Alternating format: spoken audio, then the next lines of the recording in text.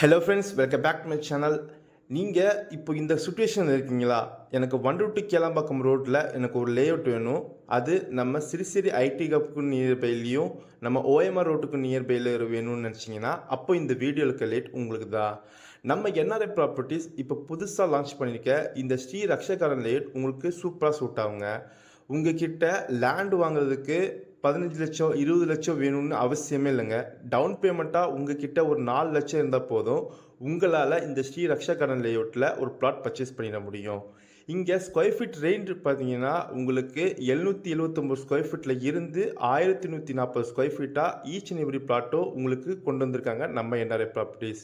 இது வந்து residential type லேஅவுட்டுங்க. சுற்றிலும் வீடுகளுக்கு மத்தியில் தான் நம்ம லான்ச் பண்ணியிருக்கோம்.